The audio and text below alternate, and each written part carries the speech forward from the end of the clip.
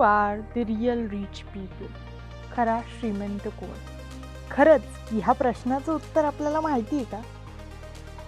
बघूया. गरीबातला गरीब म्हणजे खरा श्रीमंत. विचारातला उच्च विचार म्हणजे खरा श्रीमंत. पैसे कमावण्यापेक्षा जो माणसे जपतो तो खरा श्रीमंत. मीपणातला तू म्हणजे खरा श्रीमंत. खरंच गरीब नसताना गरीब होणं फार कठीण आहे, पण ती गोष्ट जो शक्य करतो ना तोच खरा श्रीमंत असतो. लहानपणी खरं श्रीमंत कोण असं म्हटलं की माझ्यासमोर एक भलं मोठं प्रश्नचिन्ह निर्माण व्हायचं. मी लहान होती, प्रश्न मात्र फार मोठे मोठे होते. आता मी मोठी व्हायला लागली तसतशी प्रश्नांची संख्या मात्र लहान व्हायला लागली. हळूहळू मला पूर्वी पडलेल्या प्रश्नांची उत्तरं सापडायला लागली. श्रीमंत म्हणजे काय या प्रश्नाचं उत्तरही मी हळूहळू शोधायला सुरुवात केली. प्रत्येकाला विचारलं, प्रत्येकानं मला त्यांच्या आकलनानुसार उत्तरं दिली. प्रत्येकाचं उत्तर वेगळं होतं. ऑफकोर्स ते असणारच. सांगण्याची पद्धत वेगळी होती. कोणी चुकीची उत्तरं दिली पण मनाला स्पर्श करून जाणारी होती, तर कोणी बरोबर उत्तरं दिली पण कानाला स्पर्श करून गेली पण मनाला नाही. तसं बघायला गेलं तर प्रत्येकाची भाषा वेगळी आहे, प्रत्येकाचे स्वभाव वेगवेगळे आहेत.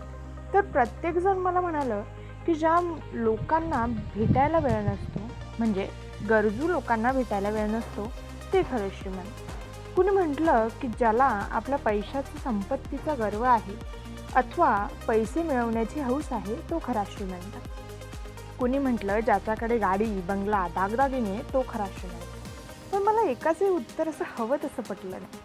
म्हणजे ते माझ्या कानाला स्पर्श करून गेलं पण मनाला नाही. आणि शेवटचं विचारायचं म्हणून माझ्या शिक्षकांना जाऊन मी विचारलं, तर तिथं मला हवं तसं, मला पाहिजे तसं उत्तर मिळालं, अर्थात योग्य उत्तर मिळालं. त्या मला म्हणाला, बाळा, एखाद्याकडे पैसा आहे, संपत्ती आहे, गाडी आहे, बंगला आहे, दागदागिने आहेत, तो खरा श्रीमंत नाही. तर त्याच्याकडे यातलं काहीच नाही, पण आपले आचार, विचार आणि उच्चार श्रीमंत आहेत, तो खरा श्रीमंत होय. हे उत्तर माझ्या कानासह मनालाही स्पर्श करून गेलं. 2 मिनटं मी थक्कच झाले. नंतर मला कळलं की माझ्या उत्तराची सुरुवात जरी फिकी झाली असली तरी शेवट मात्र एकदम दणदणीत झाला. खरं तर आपल्या भारतभूमीला सर्वात श्रीमंत भूमी मानलं जातं. आपल्या भारतभूमीच्या पोटात सोन्या नाण्याच्या खाणी आहेत म्हणून, किंवा आपल्या देशाची लोकसंख्या जास्त आहे म्हणून नव्हे, तर आपल्या भारतभूमीवरील माणसांमध्ये सर्वात जास्त माणुसकी आहे म्हणून. मला तरी असं वाटतं आणि मी नेहमी माझ्या निर्णयावर ठाम असते. मग तो निर्णय दुसऱ्यांसाठी बरोबर असो किंवा चुकीचा. जीवनात नेहमी आपले निर्णय आपण घ्यायचे असतात, कारण स्वतःचं जीवन स्वतःलाच जगायचं असतं. लोक आपल्याला मार्गदर्शन करू शकतात, पण आपली साथ कुणीच देणार नाही. आपलं आयुष्य दुसरे लोक जगणार नाही. स्वतः नेहमी स्वतःच्या विचारांवर विश्वास ठेवायचा, पण आधी स्वतःचे आचार, विचार आणि उच्चार शुद्ध करायचे. तोच खरा श्रीमंत असतो. प्रत्येकाकडं सारखे गुण नसतात. प्रत्येक माणूस वेगवेगळा असतो, दिसायलाही, विचारांनीही आणि गुणांनीही. प्रत्येक माणूस हा माणूस असतो, एकसारखा, एक समान नसतो. काही घाबरट असतात, काही हिंमतवान असतात, काहींना अभिमान असतो तर काहींना स्वाभिमान.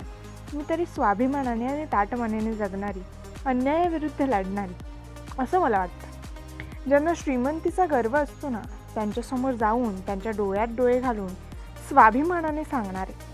जे लोक आपल्याला कमीपणा दाखवतात ना, त्यांच्या डोळ्यात डोळे घालून सांगायला हवं, श्रीमंत तुम्ही आहात तशी मीही आहे. फरक एवढाच की तुमच्याकडे पैसा आहे आणि माझ्याकडे माणुसकी.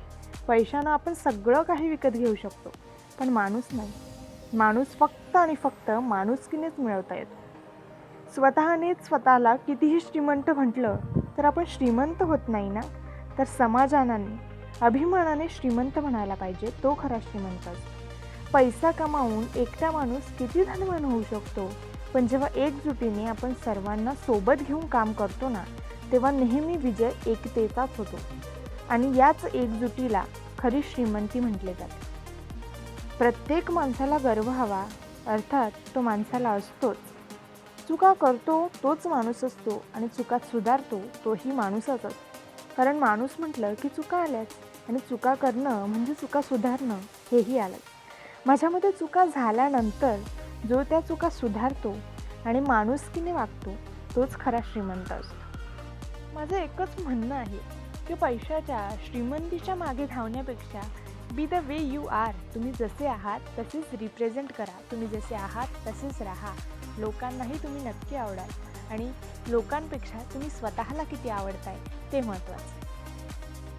थँक्यू.